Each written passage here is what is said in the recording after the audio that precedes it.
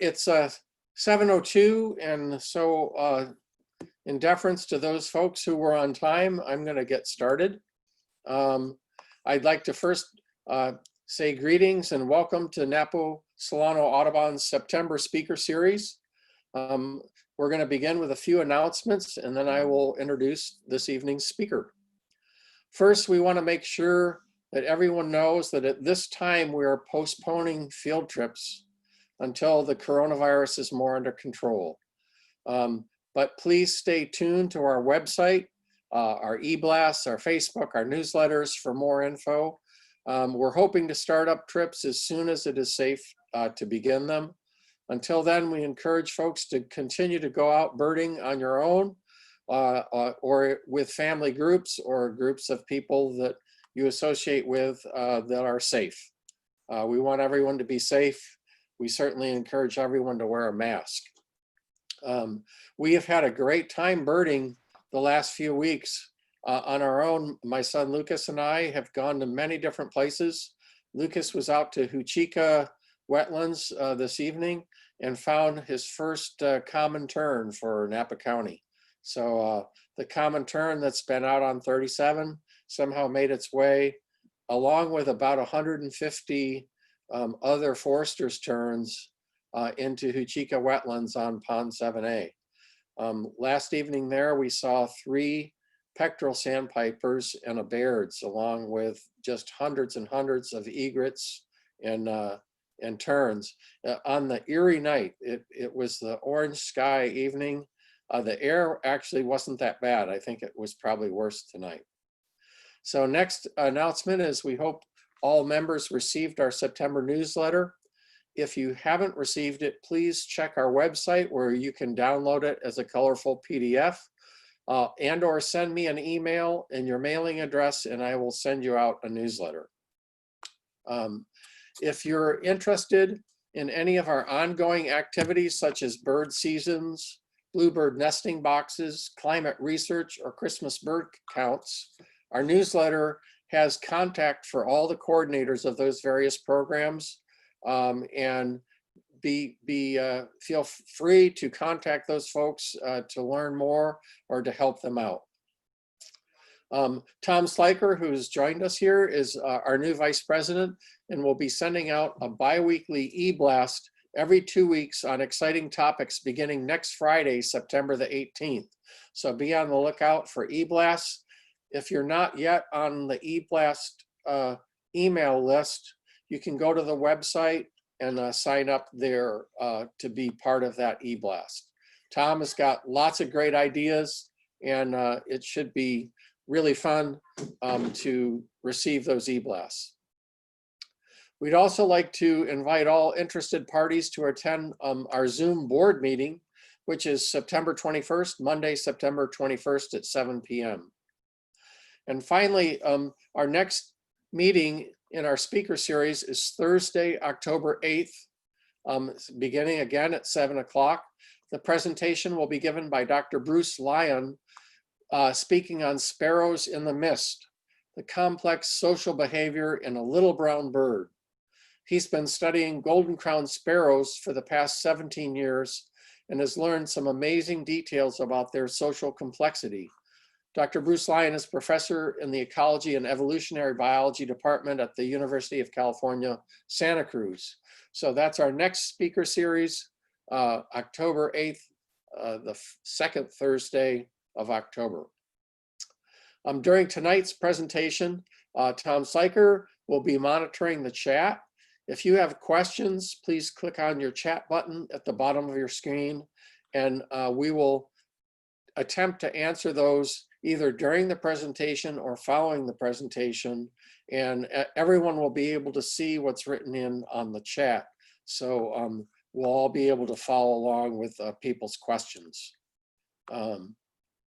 We also are recording this evening's meeting, and therefore we're hoping that we'll be able to post it on our website for people to see it if they haven't been able to tune in tonight.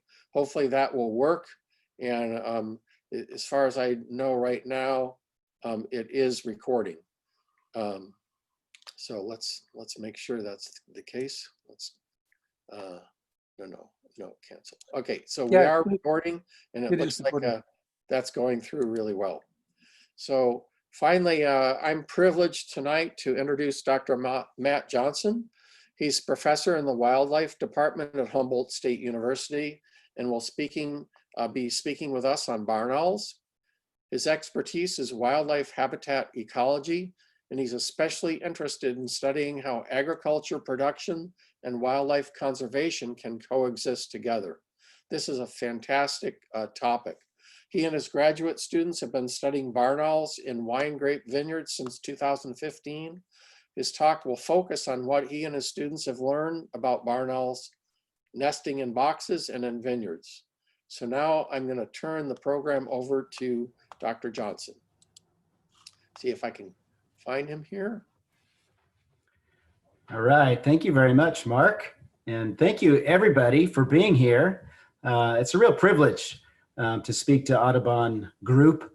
Audubon Society does fantastic work. All the various local chapters do great work and keep people outside looking at birds. So it's a real privilege to be here. Thank you for the invitation. Thank you for the opportunity. So yeah, like Mark said, my students and I have been studying barn owls in wine grape vineyards, especially in Napa, for the past several years. And so it's a great privilege for me to try to share with you some of what we've learned over the last few years. So I've got a slideshow here. I'm going to share my screen, and I might have to click a button or two to get it to be showing you the right thing. I think this is working now. Mark, could you give me a thumbs up? Are you seeing the screen? There you go. Thumbs Okay. up. You've got it. Great. Thank you. All right. So yeah, thanks again for the invitation. I'm a professor, as Mark said, up at Humboldt State University. And really what I'll be presenting to you today is a lot of what, not so much myself, but a lot of my graduate students have really accomplished studying the barn owls in Napa over the last few years. And we really like to think of this as relationships between barn owls and the vineyards that they're living in. So as such, my presentations tonight is going to be a little bit different. I certainly will talk about birds and ecology. You know, this is the Audubon Society after all, but my talk will also draw on history and ethics and values, because those disciplines really provide a lot of context for the work that we're pursuing. And if that sounds a little bit heavy, don't worry, I'll have lots of, you know, gratuitous barn owl photos as well, because let's face it, barn owls are just so cool. I love barn owls, and they're great animals to interact with, and we can all learn from them and appreciate their beauty. So far, most of my lab's work on this topic has been in the Napa Valley, and that's a place obviously world famous for wine. But of course, it's not always been that way. The first people to live in Napa Valley were the Mishawal people, who lived in loose bands and villages, and appeared to have first arrived maybe 10,000 years ago. And they called the area Tallahalusi, meaning beautiful land.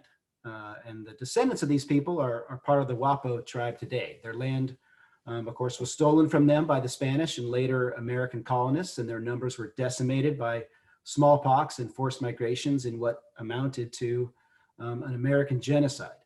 But the Wapo people are not gone, and especially since the 1970s, the Wapo have been working hard to reinvest their culture, and they've made very significant advances. Former tribal chairman Scott Galdabon has fought for the Wapo tribe to be federally recognized, and that hasn't yet been granted, but the tribe is actively pursuing cultural revitalization throughout the valley. So you can learn more at this link here in the bottom, excuse me, of the slide.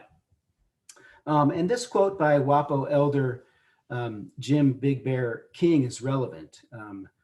Napa was a place, it was a paradise, a cultivated paradise where one only had to reach out their hand. And it was a place rich in beauty and food. These first peoples were hunting and gathering people, but they were also very actively managing the land, especially by the use of prescribed fire to manage grasslands and oaks for wildlife and acorns, in what scholar Kat Anderson has called tending the wild. So there was a reciprocal relationship. with the ecosystem. The result was a spectacular landscape. Early colonists invariably waxed poetic about the glorious oak savannas of Napa as depicted in this drawing by Fisher from the 1860s. Huge oaks, open grasslands maintained by frequent low-intensity fires.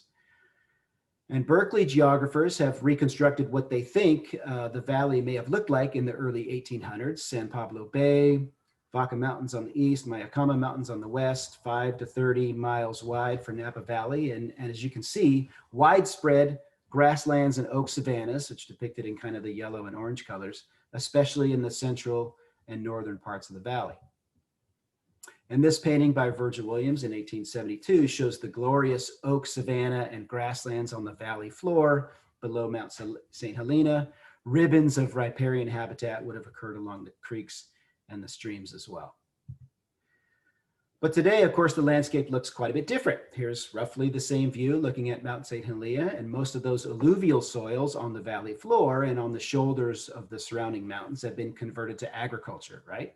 First, it was grains and orchard, but after Prohibition ended, much of those crops were converted to wine grapes, and more conversion of row crops to wine grapes in the 1980s. So this is a familiar story to all of you. Now, almost all of the agriculture, put some stuff in the chat. I'll just share that with everybody.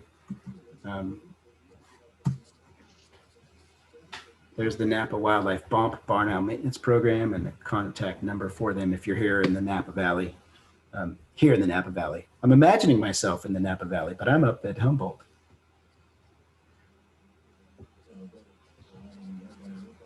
All right, well, I think that might be the last of the questions. Again, thank you very much, and thanks for your patience and your willingness to use this virtual mode. Thanks much.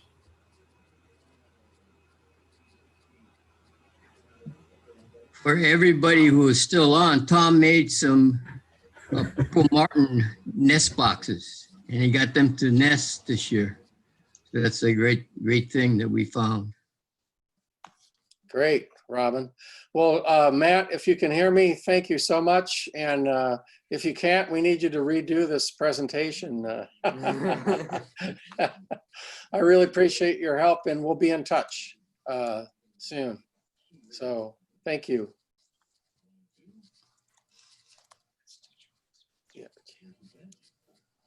Hey, Mark, thank you to you.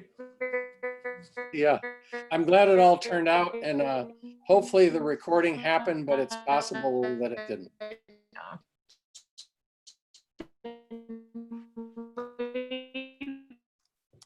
Okay.